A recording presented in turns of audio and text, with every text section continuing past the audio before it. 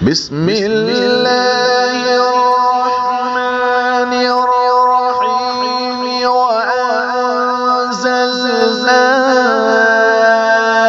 إليك الذكر لتبين للناس ما نزل إليهم ولعلهم يتفكرون. الحمد لله رب العالمين والصلاة والسلام على سيد الأنبياء وأشرف المرسلين محمد وعلى آله وأصحابه أجمعين. أما بعد فأعوذ بالله من الشيطان الرجيم. بسم الله الرحمن الرحيم. وَإِذْ قَالَ اللَّهُ يَا عِيسَى ابْنَ مَرْيَمَ أَأَنْتَ قُلْتَ لِلنَّاسِ اتَّخِذُونِي وَأُمِّيَ إِلَٰهَيْنِ مِن دُونِ اللَّهِ قَالَ سُبْحَانَكَ مَا يَكُونُ لِي أَنْ أَقُولَ مَا لَيْسَ لِي بِحَقٍّ إِن كُنتُ قُلْتُهُ فَقَدْ عَلِمْتَهُ تَعْلَمُ مَا فِي نَفْسِي وَلَا أَعْلَمُ مَا فِي نَفْسِكَ إِنَّكَ أَنْتَ عَلَّامُ الْغُيُوبِ. صدق اللہ العظیم. محترم بزرگوں اور دوستو، آج تراویح میں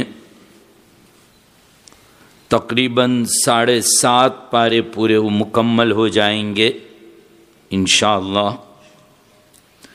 7ویں پارے کی کوٹر اور پاؤ سے پڑھا جائے گا. پہلا ہی رکوع اللہ تعالیٰ نے بہت عجیب مضمون بیان فرمایا ہے. ہمارے لیے یہ ضروری ہے کہ ہم دیگر انبیاء علیہم السلام کے حالات سے بھی واقف ہوں. ہم جو کلمہ پڑھتے ہیں آمنت باللہ وملائکتہ وکتبہ ورسلہ، کہ اللہ میں ایمان لایا تیری تمام کتابوں پر، تمام ملائکہ پر، ملائکہ یعنی فرشتوں پر، اور تمام رسولوں پر اور نبیوں پر. ہم مانتے ہیں سب نبیوں کو، لیکن مانیں گے صرف نبی پاک صلی اللہ تعالی علیہ وسلم کو. آپ صلی اللہ علیہ وسلم کی مانیں گے، باقی سب نبیوں کو بھی مانیں گے. یہ مانیں گے، یہ یقین کریں گے کہ وہ لوگ اللہ کے نبی تھے، وہ لوگ اللہ کے رسول تھے، بالکل سچے تھے، اللہ کے بندے تھے. یہ ہمارا ایمان ہے. لیکن مانیں گے ہم کس کی؟ جناب نبی کریم صلی اللہ تعالی علیہ وسلم کی. دوسری قوموں کا حال یہ ہے کہ نہ وہ اپنے نبیوں کو مانتے ہیں نہ ہمارے نبی کو مانتے ہیں، اور دعویٰ ہے حق پر ہونے کا. لہذا ہم کم از کم ان نبیوں کے حالات سے تو ضرور واقف ہو جائیں کہ جن انبیاء علیہم السلام جو ہے ان کی قوم سے، ان کے ماننے والوں سے ہمیں واسطہ پڑتا رہتا ہے. اب آپ اس ملک میں ہو، اس ملک میں زیادہ تر نصارہ اور عیسائیوں سے آپ کا واسطہ پڑتا ہے. پتہ ہونا چاہیے کہ حضرت عیسیٰ علیہ السلام کا معاملہ کیا ہے، کس طریقے سے اللہ تبارک و تعالی نے ان کو پیدا کیا ہے. وہ اللہ تعالیٰ کی قدرت کی نشانیوں میں سے ایک نشانی حضرت عیسیٰ علیہ السلام. بغیر باپ کے اللہ تعالیٰ نے حضرت جبرائیل علیہ السلام کی پھونک سے، کہ حضرت مریم علیہ السلام کے گریبان میں پھونک لگا دی تھی، وہ پریگننٹ ہو گئی، حاملہ ہو گئی. اب کتنی جلدی بچے کی پیدائش ہوئی ایک مستقل بحث ہے. بہرحال بہت جلدی اللہ تبارک و تعالیٰ نے ان کو، حضرت عیسیٰ علیہ السلام کو دنیا میں پیدا کیا. حضرت مریم علیہ السلام غسل کرنے بیٹھی تھی یا اپنے سر میں جوں دیکھنے بیٹھی تھی، اس وقت جبرائیل علیہ السلام ان کے سامنے پہنچ گئے اور ایک انسانی شکل کے اندر یہ گھبرا گئی۔ پھر جب پتہ چل گیا کہ میں ایک فرشتے سے بات کر رہی ہوں تو بھئی آنا کیوں ہوا، کیا ہے؟ قال اہب لک غلاما زکیہ، میں تم کو ایک بچہ دینے کے لیے، اللہ تعالیٰ کی طرف سے ایک بیٹے کی خوشخبری اور بیٹا دینے کے لیے میں آیا ہوں۔ کہا کہ مجھے کسی مرد نے ہاتھ نہیں لگایا، میرا نکاح نہیں ہوا، میں نے کوئی نالائقی نہیں کی ہے، پھر کیسے آئے گا؟ قال کذالک، تیرے رب کے لیے بہت آسان ہے، وہ اسباب کا اور میاں بیوی کے ملنے ملانے کا محتاج نہیں ہے، بغیر اس کے بھی وہ اللہ تو پیدا کر سکتا ہے۔ حضرت مریم علیہ السلام کافی پریشان کہ یہ میرے ساتھ کیا معاملہ ہو رہا ہے، کس طریقے سے یہ ہوگا میرے ساتھ۔ بہرحال حضرت مریم علیہ السلام کو جب حاملہ ہو گئی اور ان کو احساس ہو گیا کہ یہ میرے ساتھ عجیب معاملہ ہوا ہے، تو اس کے اندر حضرت مریم علیہ 16ویں پارے کے اندر اللہ تبارک و تعالیٰ نے اس کو بیان بھی کیا ہے۔ حضرت مریم علیہ السلام کا قصہ جی قرآن کریم میں کہا کہ فحملت فانتبذت به مکانا قصیا، جب وہ حاملہ ہو گئی تو بہت پریشان ہو گئی کہ کیا کرے۔ اب درد ذہ بھی ان کا اٹھ آیا ہے، اس لیے کھجور کا ایک درخت تھا اس کے قریب آ گئی اور کہنے لگی یا لیتنی مت قبل ھذا وکنت نسیا منسیا، یہ واقعہ ہونے سے پہلے میں مر گئی ہوتی تو اچھا ہوتا اور مجھے بھلا دیا ہوتا تو اچھا ہوتا، یہ سارا دنیا میں کیا بدنامی ہوگی، کیسے میں لوگوں کو جواب دوں گی۔ فناداها من تحتها الا تحزنی قد جعل ربک تحتک سریا، گھبراؤ مت، اللہ تعالیٰ کی طرف سے جواب آیا۔ حضرت مریم علیہ السلام کو غمگین ہونے کی ضرورت نہیں ہے، تیرے رب نے ایک کام یہ کر دیا کہ تیرے جہاں بیٹھی ہے وہاں نیچے ایک خشک نہر، ایک ندی جو سوکھ گئی تھی، اللہ تعالیٰ نے اس کو ہری بھری کر دی، کہا لو اس میں سے پانی پیو۔ اور اسی طریقے سے ایک کھجور کا درخت جو سوکھ چکا تھا، کہا مریم اس کو ہلاؤ، اس پر سے کھجور گرے گی۔ عجیب اللہ تعالیٰ کا نظام ہے کہ جب پریگننسی ہوتی ہے تو اس وقت نہ بہت ٹھنڈا کھانا چاہیے نہ بہت گرم، اعتدال، تو پانی رکھ کر ٹھنڈک دے دی اور کھجور رکھ کر گرمی، اور کھجور پروٹین اور طاقت کی چیز بھی ہے، تو اللہ تعالیٰ نے کھجور بھی، اور یہ دو قدرت کے معجزے دکھلا دیے، باری تعالیٰ نے کرشمے دکھلا دیے۔ فَكُلِي وَاشْرَبِي وَقَرِّي عَيْنًا، کھاؤ پیو اور اپنی آنکھوں کو ٹھنڈی کرو، یعنی آنے والے بچے کو دیکھ دیکھ کر تم اپنی آنکھوں کو ٹھنڈی کرو۔ حضرت مریم علیہ السلام نے اللہ تبارک و تعالیٰ سے نشانی پوچھی کہ میرے بچے پیدا ہونے کی نشانی کیا ہے۔ فَإِمَّا تَرَيِنَّ مِنَ الْبَشَرِ أَحَدًا فَقُولِي إِنِّي نَذَرْتُ لِلرَّحْمَنِ صَوْمًا، کوئی بھی سامنے آئے مرد انسان تو کہنا میں نے تو میرے رب کے لیے روزہ رکھا ہوا ہے، میں تو بات چیت کا روزہ، پہلے کے زمانے میں بات چیت کا بھی روزہ ہوتا تھا، کہا میں بات نہیں کروں گی۔ فَلَنُكَلِّمَ الْيَوْمَ إِنسِيًّا فَأَتَتْ بِهِ قَوْمَهَا تَحْمِلُهُ قَالُوا يَا مَرْيَمُ لَقَدْ جِئْتِ شَيْئًا فَرِيًّا يَا أُخْتَ هَارُونَ مَا كَانَ أَبُوكِ امْرَأَ سَوْءٍ وَمَا كَانَتْ أُمُّكِ بَغِيًّا۔ اب یہ ہے کہ ادھر تو بچے کی پیدائش ہو گئی اور حضرت عیسیٰ علیہ السلام پیدا ہو گئے، اب یہ جب بستی کے اندر آئی ہے تو لوگ کہنے لگے یا اخت ہارون، او ہارون علیہ السلام کی بہن، ہارون سے کون مراد ہے؟ بعضوں نے کہا یا تو مریم کے کوئی رشتے میں کزین میں کوئی ہارون ہے، وہ کہا یا تو یہ حضرت ہارون علیہ السلام کی اولاد میں آ کر ملتے ہیں اس وجہ سے، خیر کوئی بھی ہو، کہا یا اخت ہارون ما کان ابوک امرأ سوء، نہ تو تیرا باپ خراب آدمی تھا نہ تیری ماں نالائق تھی، پھر تو یہ بچہ بغیر باپ کا مرد کا لے کر کہاں سے آئی ہے؟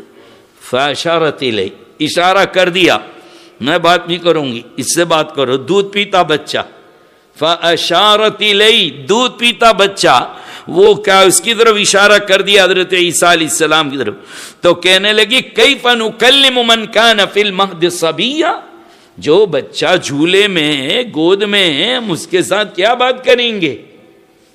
لیکن وہ بچہ بول پڑا. کون وہ بچہ؟ حضرت عیسیٰ علیہ السلام. انی عبداللہ، میں اللہ کا بندہ ہوں. میں یہ اگر بغیر باپ کے پیدا ہوا ہوں، اللہ کی قدرت کی نشانی ہے. مجھے خدا مت سمجھ بیٹھنا، مجھے معبود مت سمجھ بیٹھنا. اور آج کے پارے میں اسی کا رد ہے کہ قوم نصارا نے جب حضرت عیسیٰ علیہ السلام کی پیدائش کو عجیب طور پر دیکھا کہ بغیر باپ کے پیدا ہو کر آیا ہے، پھر آسمان پر اٹھا لیا گیا، یہ حالات جو دیکھے تو ان کو ہی خدا سمجھ بیٹھے، ان کی عبادت کرنے لگے، ان کو معبود ماننے لگے. یہاں تک کہ پھر کبھی تو کہنے لگے 3 میں کا تیسرا ہے. 3 میں کا تیسرا یہ ان کی یہاں تو 3 مل کر ایک اللہ ہوتا ہے نا. ایک تو حضرت عیسیٰ، دوسرا حضرت مریم، اور تیسرا خود اللہ. کہا یہ 3 مل کر ایک اللہ ہے. اور ایک قول کے مطابق حضرت عیسیٰ اور اللہ اور جبرائیل، یہ 3. تو ان اللہ ثالث ثلاثہ، تحقیق کہ اللہ 3 میں کا تیسرا ہے تو وہ یہ ہے. تو آج کے رکوع کے اندر اس کا رد ہے، ہم وہاں جاتے ہیں. لیکن اس سے پہلے یہ سن لیں آپ کہ یہ کہنے لگی یہ گود میں بچہ، ہم اس سے کیا بات کریں؟ قال انی عبداللہ، کہا میں اللہ کا بندہ ہوں. اللہ کے نزدیک سب سے بڑی صفت جو ہے اور سب سے بڑا انعام جو ہے وہ عبدیت ہے، کہ اللہ کسی کو عبد کہہ دے. ہم تو آپ، میں اور آپ اپنی زبان سے 100 مرتبہ کہتے ہیں کہ اللہ ہم تیرے بندے ہیں، لیکن کمال یہ ہے کہ اللہ ایک مرتبہ کہہ دے کہ ہاں تو میرا بندہ ہے، بیڑا پار ہو جائے گا. اللہ کے خزانے میں، اللہ کے قبضے میں سب سے بڑی صفت جو ہے وہ عبد کی ہے. اسی لیے حضور پاک صلی اللہ تعالی علیہ وسلم کو جب معراج پر بلایا، اپنے دیدار سے نوازا اللہ تعالیٰ نے، قیمتی تحفے اور ہدیے دیے. کتنا عظیم سفر ہے، کتنے ناموں کے ساتھ پکارنا چاہیے تھا حضور کو، کتنی صفتوں کے ساتھ پکارنا چاہیے تھا، لیکن نہیں، ایک صفت کے ساتھ پکارا، سبحان الذی اسری بعبدہ. پاک ہے وہ ذات جو راتوں رات لے گیا اپنے بندے کو، یعنی محمد صلی اللہ تعالی علیہ وسلم کو. ثابت یہ ہوتا ہے کہ اللہ رب العزت کے خزانے میں سب سے بڑی صفت جو ہے وہ یہ ہے عبد کی. اسی لیے ہمارے بزرگوں میں سے ایک بزرگ گزرے، خواجہ عزیز الحسن مجذوب رحمت اللہ علیہ، حضرت تھانوی رحمت اللہ علیہ کے بڑے خلفاء میں سے ہے. تو وہ یہ فرمایا کرتے تھے کہ بندہ حسن بسد زبان گفت کے بند اے تو ام. فارسی کا شعر ہے کہ بندہ حسن بسد زبان گفت کے بند اے تو ام. یہ بندہ حسن تو 100 مرتبہ کہتا ہے کہ میں تیرا بندہ ہوں، تو مجھے ایک مرتبہ کہہ دے بندہ نواز کیستی. تو اپنی زبان سے ایک مرتبہ مجھے بندہ کہہ دے کہ ایسی بندہ نوازی ہے تیری، نواز دے مجھے اللہ، یعنی اللہ کہہ دے ہاں تو میرا بندہ. خیر یہاں پر حضرت عیسیٰ علیہ السلام یہ بتلا رہے ہیں کہ میں کتنی بھی میں کرشمے رکھتا ہوں اپنی طبیعت میں، لیکن اس کے باوجود میں اللہ نہیں ہوں، میں عبداللہ ہوں، مجھے خدا مت سمجھ بیٹھنا. بہرحال قال انی عبداللہ آتانی الکتاب، بہت لمبا چوڑا واقعہ، وہ 16واں پارہ ہے، اس کے اندر آئے گا. آ جائیے کیا کہہ رہے ہیں اللہ تعالیٰ، کیونکہ اس قوم نے، کچھ لوگوں نے بڑھایا حضرت عیسیٰ کو تو بالکل حد کر دی اور اللہ بنا کے رکھ دیا، معبود بنا کے رکھ دیا، ان کی پرستش ہونے لگی، ان کو پوجنے لگے. اور کچھ لوگوں نے یعنی یہود نے گرایا تو ان کو قتل کرنے کے در پر ہو گئے. اہل سنت والجماعت جو ہے وہ ان کو درمیان میں رکھتی ہے کہ ہمارا ایمان ہے، اللہ کے پیغمبر ہے، اللہ کی قدرت کی نشانی ہے، بغیر باپ کے پیدا کیا ہے، اللہ نے آسمانی کتاب انجیل عطا فرمائی ہے، اللہ نے آپ کو زندہ اٹھا لیا ہے، قیامت سے پہلے پہلے آپ دنیا میں تشریف لائیں گے، لیکن آپ کس حیثیت سے آئیں گے؟ نبی پاک صلی اللہ علیہ وسلم کے نائب اور خلیفہ بن کر. اس لیے آپ کی ختم نبوت پر کوئی اثر نہیں پڑتا، کہ وہ خاتم النبیین ہے، پھر وہ آ گئی۔ کل بھی میں نے کہا تھا یہ سبق بھی پکا یاد کیجئے، ورنہ کوئی آپ کو دھوکے میں نہ ڈال دے کہ حضرت عیسیٰ علیہ السلام اتریں گے، آئیں گے، لیکن آپ اب حیثیت نبی کے نہیں بلکہ حضور کے خلیفہ اور حضور کے نائب، حضور جو شریعت لے کر آئیں اس کو نافذ کرنے کے لیے آئیں گے۔ اس سے نہ حضرت عیسیٰ کی نبوت پر کوئی فرق آئے گا، نہ نبی پاک صلی اللہ تعالی علیہ وسلم کے خاتم النبیین ہونے پر۔ بہرحال جب انہوں نے خدا سمجھ بیٹھا، اور دنیا میں یہی ہو رہا ہے، قرآن کہتا ہے وہ وقت بھی قابل ذکر ہے جب اللہ تبارک و تعالیٰ فرمائیں گے، کیا فرمائیں گے؟ اے عیسیٰ ابن مریم انت قلت للناس، کیا تو نے لوگوں سے کہا تھا؟ ذرا اللہ کا انداز تو دیکھو، ایک پیغمبر سے کیسا سوال ہوگا اللہ تعالیٰ کا۔ ہاں کیا کہیں گے؟ انت، کیا تو نے کہا تھا لوگوں سے کہ اتخذونی، کہ مجھ کو یعنی خود حضرت عیسیٰ علیہ السلام کو وہ امیہ اور میری ماں یعنی حضرت مریم، ہم دونوں کو معبود بنا لو اللہ کے سوا، کیا تم نے کہا تھا؟ یہ سوال ہوگا۔ اللہ تعالیٰ تو علیم اور خبیر ہے، اللہ کو معلوم ہے کہ حضرت عیسیٰ نے کہا تھا یا نہیں کہا تھا، اللہ تو جانتے ہیں، لیکن یہ پوچھنا کفاروں کے عذاب کو پکا کرنا، جو آپ کو معبود سمجھتے ہیں ان کو ملامت کرنے کے لیے کہ لو تم تو معبود مانتے تھے، سن لو وہ کیا کہہ رہے ہیں، ان پر دلیل پکی کرنے کے لیے، ورنہ اللہ تو علیم اور خبیر ہے، اللہ تو جانتے ہیں، لیکن وہ عیسائیوں پر جو ان کو معبود مانتے ہیں ان پر پکا کرنے کے لیے۔ انت قلت للناس اتخذونی وأمی الہین من دون اللہ قال سبحانک، حضرت عیسیٰ علیہ السلام کا جواب کیا ہوگا؟ سبحانک، اے اللہ آپ کی ذات پاک ہے، یہ آپ پر الزام ہے، آپ کا کوئی شریک نہیں ہے اور میں نے کبھی بھی ایسا نہیں کہا۔ پہلا جواب ہوگا سبحانک، اے اللہ آپ کی ذات تو پاک ہے، کون ایسا کہہ سکتا ہے؟ ما یکون لی ان اقول ما لیس لی بحق، نہ میرے لیے مناسب ہے، نہ میرے لیے مناسب ہے، نہ بات ایسی ہے جو کہی گئی، میں نے ایسا نہیں کہا ہے۔ ان کنت قلتہ، اگر میں نے کہا ہوتا یہ بات کہی ہوتی تو تحقیق کہ آپ کے علم میں ہوتی، لیکن آپ کے علم میں نہیں ہے، اس کا مطلب یہ ہے کہ میں نے یہ بات نہیں کی ہے، یعنی یہ بات حق ہے۔ تعلم ما فی نفسی، اللہ آپ کا علم تو یہ ہے کہ میرے دل میں رہی ہوئی بات کو آپ جانتے ہیں۔ اللہ کیسے ہیں؟ ربنا انک تعلم ما نخفی وما نعلن، ہمارے دل میں ارادہ بھی آتا ہے نا، کتنی مرتبہ تو دل کی اور زبان کی بات کو ہم جانتے ہیں، اور کبھی کبھی تو اتنے خیالات آتے ہیں، اتنے خیالات آتے ہیں کہ ہم کو بھی پتہ نہیں کہ ہم نے کیا سوچا ہے اور کیا دماغ میں آیا، لیکن اللہ کے علم میں تو وہ بھی آتا ہے، اللہ اس کو بھی جانتے ہیں کیا خیال میں گزر رہا ہے، چاہے وہ خیال اور آپ کا دماغ اور دل دونوں میچ نہیں کھاتے ہوں، لیکن اللہ کے علم میں ہے، ذرا ذرا سی بات کو اللہ جاننے والے ہیں۔ تو کہ اللہ میرے دل میں بھی جو بات ہے آپ تو اس کو بھی جاننے والے ہیں، وَلَا عَالَمُ مَا فِي نَفْسِي، لیکن آپ کے علم تک میری پہنچ نہیں ہو سکتی، میں آپ کے علم کو نہیں پہنچ سکتا۔ یہ حضرت عیسیٰ علیہ السلام کہہ رہے انک انت علام الغیوب، اے اللہ آپ عالم الغیب ہے، خوب غیبوں کے جاننے والے ہیں، آپ کا بڑا علم ہے پروردگار عالم۔ دیکھیے اللہ رب العزت نے حضرات انبیاء علیہم السلام کو بھی غیب کی باتیں بتلائی ہے، لیکن ان کو عالم الغیب نہیں کہا جائے گا۔ جھگڑا یہاں ہے، جو انداز بولنے کا ہے اس سے چکما دیا جاتا ہے۔ اصل نبی جو ہوتے ہیں وہ مطلع علی الغیب ہوتے ہیں، اصل غیب کا جاننے والا تو اللہ۔ عالم الغیب کس کو کہیں گے؟ جو اپنی طاقت سے اپنے علم سے چھپی ہوئی باتوں کو جان لے، اور یہ کون ہے؟ صرف اللہ ہی ہے۔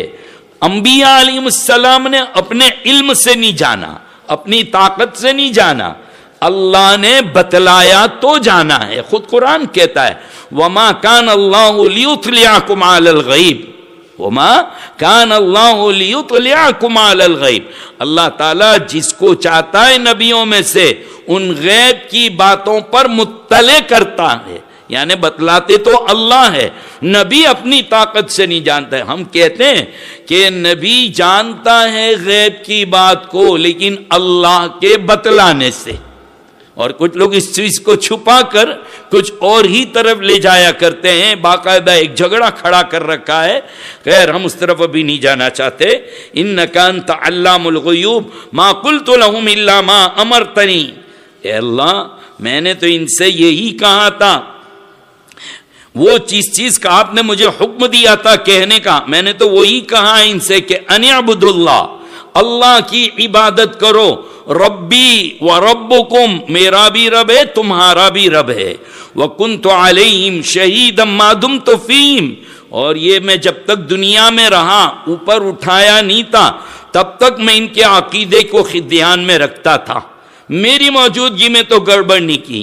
یہاں ایک ثابت ہو رہی کچھ بات کہ گھر کے جو ذمہ دار ہیں، بڑے ہیں، قوم کے جماعت کے جو بڑے ان کے ذمے ہیں، خاص کر کے گھر کے ذمہ دار اپنے اولاد کے عقائد اور اپنے اولاد کی ایمان اور اعمال کی فکر کریں۔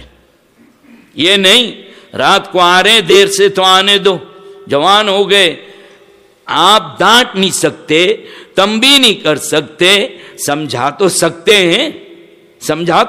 ہیں، سمجھائیے، عقیدہ سمجھائیے، بار بار فکر کرو کہ ان کے عقیدے کیسے ہیں۔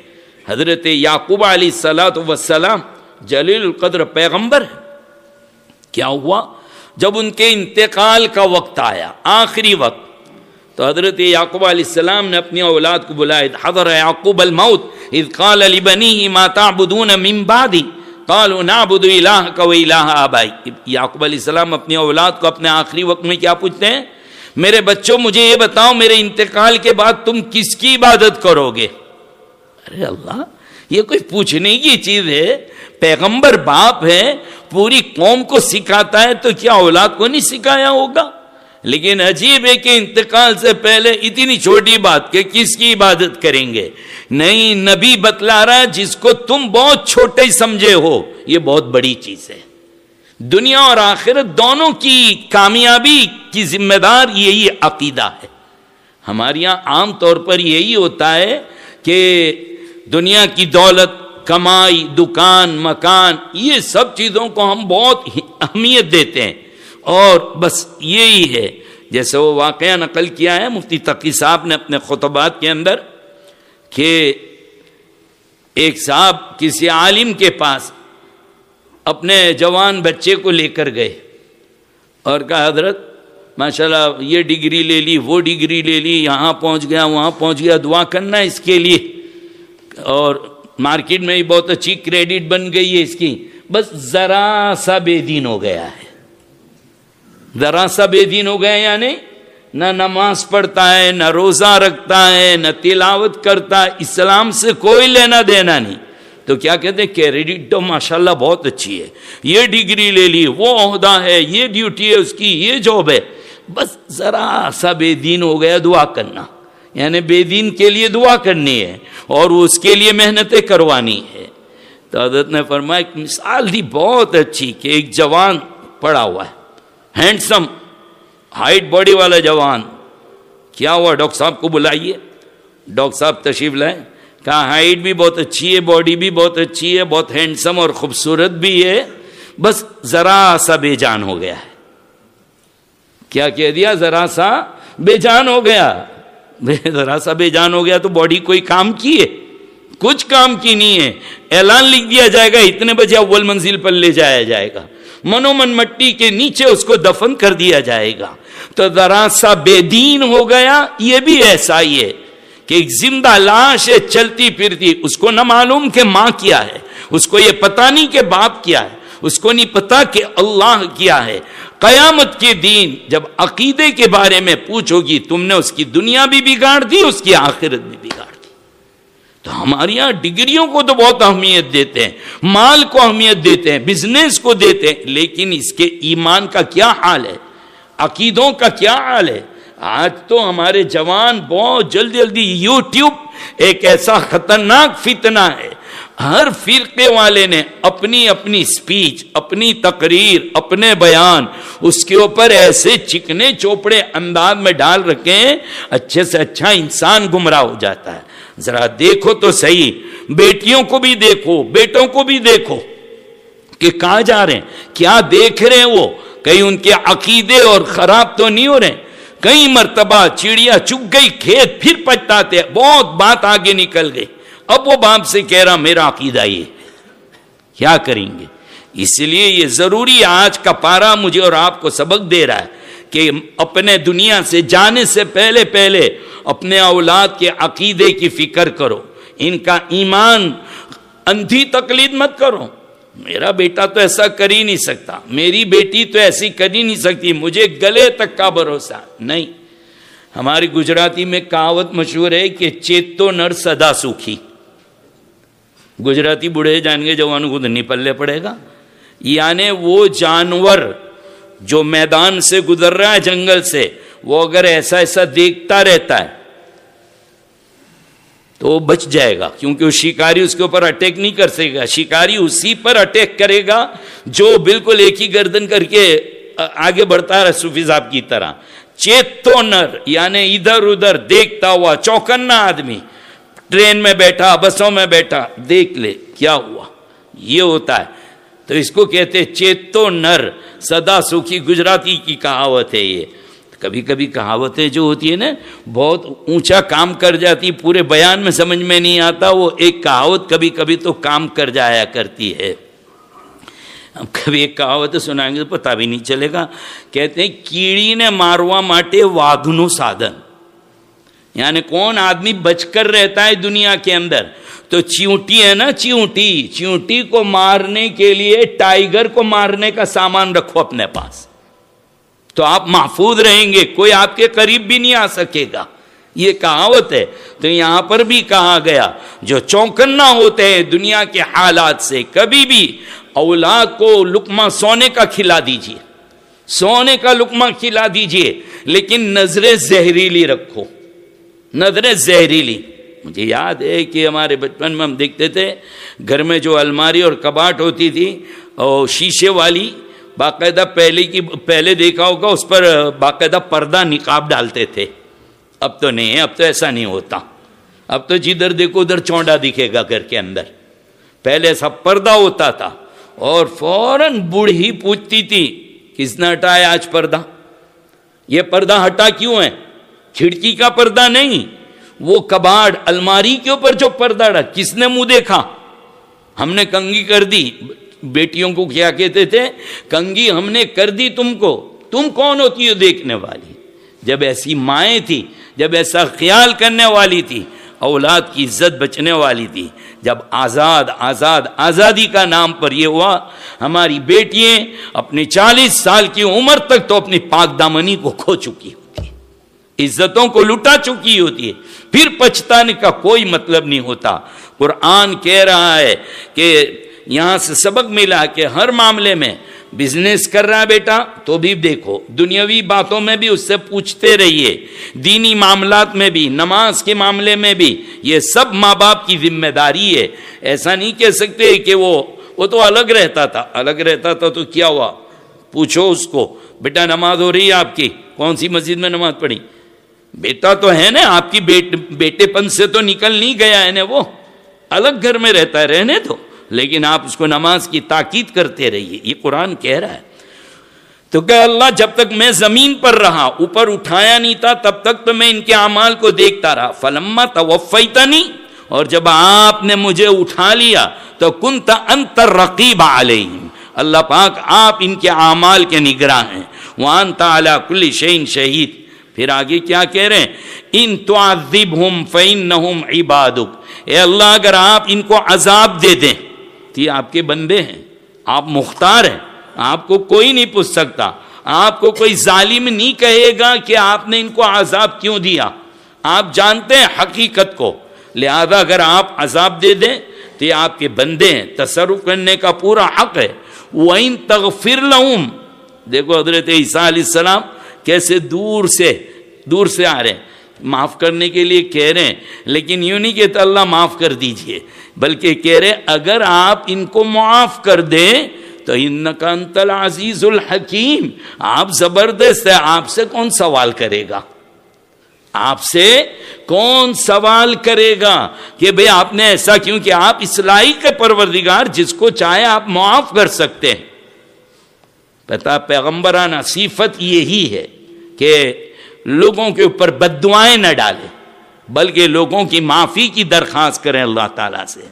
نبی اکرم صلی اللہ تعالی علیہ وسلم کی زندگی اٹھا کر دیکھیے، خود آپ نے فرمایا میں لعنت کرنے والا بنا کر نہیں بھیجا گیا ہوں، میں لوگوں کو جہنم میں ڈھکیلنے کے لیے نہیں آیا ہوں۔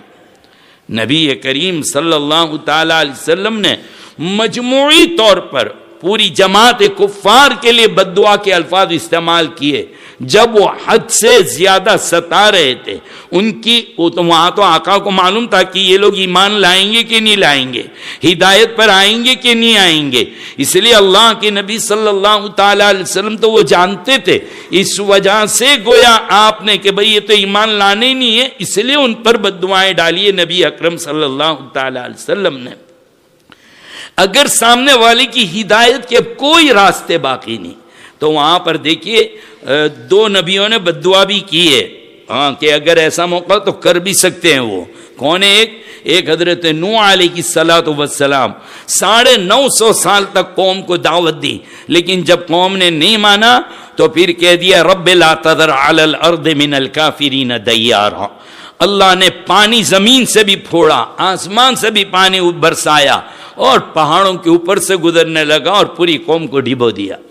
دوسرے پیغمبر ہیں حضرت موسیٰ علیہ الصلوۃ والسلام، اور انہوں نے بد دعا کی ربنا اطمس علی اموالہم واشدد علی قلوبہم، اے اللہ ان کے مال کو تباہ کر دے، ان کے دلوں پر پابندی لگا دے، اے اللہ ان کے اولاد کو ختم فرما دے۔ حضرت موسیٰ جلدی دعا کرنے والا ایسا کرنے والا آدمی نہیں تھا، موسیٰ جیسا حلیم بردبار سمجھدار، اللہ اکبر، انبیاء جب زمرے انبیاء میں ملے گا نہیں کوئی آپ کو۔ کیسے تھے حضرت موسیٰ علیہ السلام؟ جو قوم ہے نا ان کے سامنے کیسی ہے، اردو والی زبان میں کہا جائے تو کہ بڑی ٹیڑھی کھیر تھی، بات بات پر ستانے والی۔ اللہ عذاب بھیجتے ان کے نالائکی کے اوپر، تو پھر روتے موسیٰ ادع لنا ربک، موسیٰ تیرے رب سے دعا کرنے، یہ عذاب بڑھ جا ہم نہیں کریں گے۔ جب عذاب بڑھ جاتا تھا تو کہ دیکھا ہمارا روپ، دیکھا ہمارا وٹ، اللہ اکبر، اتنی نالائق، اتنی حضرت موسیٰ کو نعوذ باللہ غلط الزام لگائے، اتنا غلط الزام لگایا کہ اللہ یعنی یہ کہہ دیا کہ موسیٰ علیہ السلام کی قوت مردانیت میں شک ہے۔ آپ کے ایبڈوس جو ہیں وہ نہیں ہیں۔ حضرت موسیٰ علیہ السلام بڑے شرمیلے تھے، کپڑے اتار کر تو باتھ روم میں غسل کرتے، لیکن گویا باتھ روم تک تو اندر جاتے تھے تو کپڑے پہن کر جاتے۔ آپ نے پتھر پر کپڑے رکھ دیے اور ایسا باتھ روم جیسا بنا لیا۔ باقی پہلے کی قومیں تو ننگی نہ آتی تھی سب کے سامنے، موسیٰ علیہ السلام شرمیلے تھے، آپ نے کارڈن کر لیا تھا اور غسل کیا، آپ کے کپڑے باہر رکھ دیے۔ ادھر لوگ الزام دے رہے تھے اور یہ کہہ رہے تھے کہ چھپ چھپ کے غسل اس لیے کرتا ہے کہ اس کی خصیہ یا گولی جس کو کہتے وہ نہیں ہے۔ اللہ تعالیٰ نے بڑا عجیب کیا، پتھر کے اندر جان ڈال دی، پتھر کپڑے لے کے بھاگنے لگا حضرت موسیٰ کے۔ اب یہ پیچھے دوڑنے، یا حجر ثوبی، یا حجر ثوبی، او پتھر میرے کپڑے، او پتھر میرے کپڑے، لیکن یہ بھاگتے جا رہے، وہ آگے بڑھ رہا ہے۔ مین بازار کے اندر جہاں پبلک کھڑی ہے وہاں ایسے کہ ایسے ہی پہنچ گئے، لوگوں نے دیکھ لیا کہ جو الزام تھا وہ غلط۔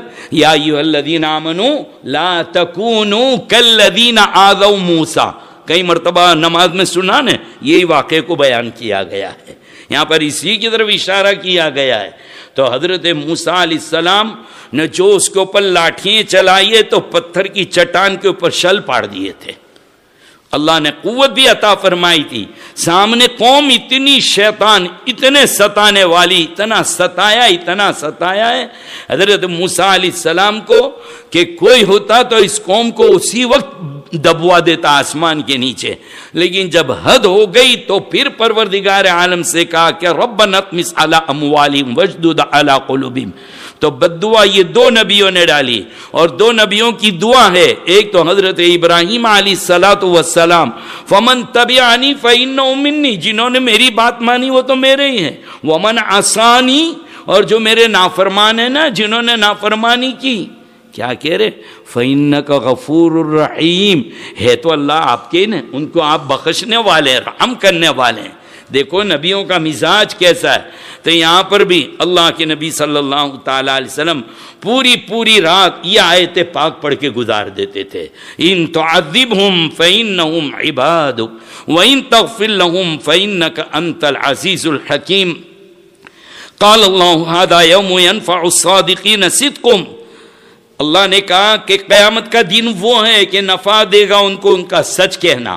سچ بولنے سے صرف بولنا مراد نہیں ہے, بلکہ آدمی اعمال کے اعتبار سے بھی سچا ہو. یعنی نیک نماز ادا کرے, قرآن کی تلاوت ادا کرے, جتنے اعمال ہے وہ سب ادا کرتے رہے. تو اس کو کہا کہ یہ سچائی ہے اور قیامت کے دن کام دے گی. جنتوں میں رہے گا جس کے نیچے سے نہریں بہے گی, ہمیشہ ہمیشہ اس میں رہیں گے. اللہ ان سے راضی ہوگا, وہ اللہ سے راضی ہوں گے. ذالک الفوز العظیم, اور یہ ان لوگوں کے لیے بڑی کامیابی ہے. اللہ ہی کے لیے آسمان اور زمین کی سلطنت, اور جو کچھ اس میں ہے یعنی آسمان اور زمین میں سب اللہ ہی کا ہے. وہو علی کل شیء قدیر, اللہ ہر چیز پر خوب قدرت رکھنے والے ہیں. انشاءاللہ زندگی رہی تو پھر آئندہ سال ملاقات کریں گے. ویسے تو کل سے ہم بلیک بن میں ملحام مسجد نے وہاں ہوں گے انشاءاللہ 5 دن وہاں. درود شریف پڑھ لیں. بسم اللہ الرحمن الرحیم. الحمد للہ رب العالمین والصلاة والسلام علی سید الانبیاء واشرف المرسلین محمد وعلی آلہ واصحابہ اجمعین. یا حی یا قیوم یا ارحم الراحمین یا ارحم الراحمین یا ارحم الراحمین یا ذا الجلال والاکرام یا ذا الجلال والاکرام یا ذا الجلال والاکرام. الہ العالمین, ہم بہت گنہگار ہیں. اے اللہ, ہم نے کیا گناہ کیے ہمیں معلوم تو ہے, لیکن ہم سے زیادہ واقف آپ ہیں. کتنے گناہ تو ہم کر کے بھول گئے ہیں. اے اللہ, سچی توبہ تو یوں ہی کرنا ہے کہ فلاں گناہ کیا تھا, معاف کر دیجیے, اب نہیں کروں گا. لیکن اے اللہ, تو نے چھپا کے رکھا, ہم جب بولنے جائیں گے سب کو پتہ چل جائے گا, بھانڈا پھٹ جائے گا, سفیدی پر کالے دھبے لگ جائیں گے. اے اللہ, تو نے بچایا ہے آج تک, تو نے چھپایا ہے. اللہ آپ نے پردہ ڈال دیا ہے. ہم کون ہوتے ہیں کہنے والے کہ میں نے یہ گناہ کیا وہ گناہ کیا. اے ارحم الراحمین, اے ارحم الراحمین, اے ارحم الراحمین, معاف کر دیجئے. اے بڑے معاف کرنے والے, معاف کر دیجئے. او معافی کو پسند کرنے والے اللہ, معاف کر دیجئے. مولا اپنے فضل سے معاف فرما دیجئے. اللہ اپنے کرم سے معاف کر دیجئے. مولا اپنی مہربانی سے معاف کر دیجئے. مولا اپنے حبیب پاک صلی اللہ تعالی علیہ وسلم کے صدقے میں معاف کر دیجئے. آپ کے طفیل سے معاف کر دیجئے. آپ کو اپنے نبی کا واسطہ ہے پروردگار. اے اللہ, آپ کو اپنے نبی کا واسطہ ہے, اس پاک نبی کی پاک برکت سے ہمیں معاف فرما دیجئے. ہم کو معاف فرما دو, ہمارے ماں باپ کو معاف فرما دو. اللہ, ہمارے بیوی بچوں کو معاف فرما دو, ہمارے بھائی بہنوں کو معاف کر دیجئے. اے اللہ, اس امت کے علماء کو معاف کر دیجئے, اس امت کے قراء اور حفاظ کو معاف کر دیجئے, پوری امت کے ایک ایک فرد کو معاف کر دیجئے, سب کو معاف کر دیجئے. اللہ, آپ کا کچھ بگڑے گا نہیں, آپ تو معافی کو پسند کرتے ہیں. اے اللہ, معاف کر دیجئے. اے اللہ, رمضان المبارک کے 4 روزے مکمل ہو چکے. اے اللہ, جو کچھ ہم سے کوتاہی ہو گئی اس کو معاف فرما دیجئے. روزوں کا حق ادا نہ کر سکے, معاف فرما دیجئے. باقی روزے رکھنے کی ہمت عطا فرما, قوت عطا فرما, طاقت عطا فرما. تراوی پوری ادا کرنے کی ہمت دے دے پروردگار. خیانت سے حفاظت فرما. روزے میں, تراوی میں, صدقات زکات خیرات میں خیانت کریں, اس سے پوری حفاظت فرما. اے اللہ تیرے کتنے بندے اندر بیمار ہیں، کتنے تو مایوس ہو چکے ہیں، کتنوں کو زندگی بھر دوائیں کھانی ہیں۔ اللہ آپ تو قادر مطلق ہے، شافی مطلق ہے۔ اے اللہ کتنے لجاجت سے تیرے یہ بندے آمین کہنے کے لیے تیار ہے کہ ہم کو شفا عطا فرما دیجئے، ہم کو شفا عطا فرما دیجئے۔ اللہ آپ دواؤں کے محتاج نہیں ہیں، ہمارے مانگنے کے بھی محتاج نہیں ہیں۔ اے اللہ ہمارے بیماروں کو سر کے بالوں سے لے کر پیر کے ناخن تک، بدن کے ظاہر اور بدن کے باطن جتنی بیماریاں ہیں، جتنا بگاڑ ہے، سب اچھا کر دیجئے، شفا عطا فرما دیجئے، شفا عطا فرما دیجئے۔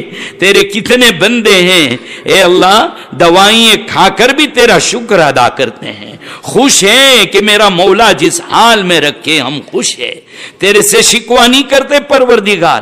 25 سال سے دواؤں کا استعمال ہے، لیکن ناراض نہیں ہے کہ وہ دوا بھی تو تیری بنائی ہوئی ہے، اس میں تو شفا دے سکتا ہے، تو نہ شفا دے تو کوئی شفا نہیں دے سکتا۔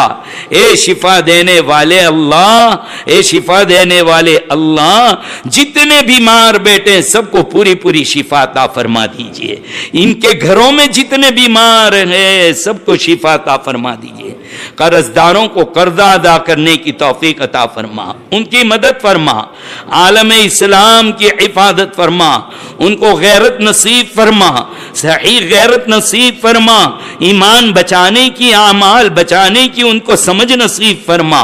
اے اللہ مظلوم اہل فلسطین کی مدد فرما، اے اللہ بے گھر ہیں ان کو گھر نصیب فرما، اے اللہ وہ بھوکے ہیں ان کو کھانا کھلا دے، اے اللہ وہ پریشان ہیں ان کی پریشانیوں کو دور فرما۔ اے اللہ یہ ہمارے اعمال کی نحوست ہے جو ان کے اوپر آفت آ رہی ہے، ہم معافی مانگتے ہیں، معاف کر دیجئے اللہ دنیا میں امن و امان قائم فرما دیجئے، چین اور سکون قائم فرما دیجئے۔ اے اللہ حفاظوں کو مرنے سے پہلے ایک آیت قرآن کی یاد کرا دیجئے، قرض داروں کا قرضہ مرنے سے پہلے ایک پائی ادا کرا دیجئے، ادا کرنے میں آپ مددگار بن جائیے۔ اے اللہ جنہوں نے کوئی مال دبایا ہے، غلطی سے ہو گیا ہے، اے اللہ مرنے سے پہلے ادا کر دینے کی توفیق عطا فرما، مدد فرما، سمجھ نصیب فرما، شرافت نصیب فرما۔ جو کچھ کہا گیا بیان میں اللہ ہم سب اس پر عمل کے محتاج ہیں، ہم سب کو عمل کی توفیق نصیب فرما۔ اے اللہ جو ہمارے اکابر علماء یہاں پر آئیں گے، دین کی باتیں کریں گے، اے اللہ تو ان کو ہمت عطا فرما، ان کو قوت عطا فرما، ان کو صحت عطا فرما، ان کی مدد فرما۔ اے اللہ ان کو رونق بیان اور رونق خطاب نصیب فرما، ان کے بیان میں اثرات نصیب فرما، اپنی شان سے ان کو بہترین بدلہ عطا فرما، ان کی ہر جائز مقاصد کو پورا فرما، حاجتوں کو پورا فرما۔ اے اللہ ہم میں اتفاق، اتحاد، مودت، محبت نصیب فرما، ہماری دعاؤں کو رد نہ فرما، قبول فرما۔ نبی اکرم صلی اللہ تعالی علیہ وسلم جتنی خیر مانگی سب عطا فرما، ہمیں جتنی چیزوں سے پناہ مانگی اس سے ہم سب کو پناہ نصیب فرما۔ جزا اللہ عنا نبینا محمد ما هو اہل، سبحان ربک رب العزت عما یصفون وسلام علی المرسلین والحمد للہ۔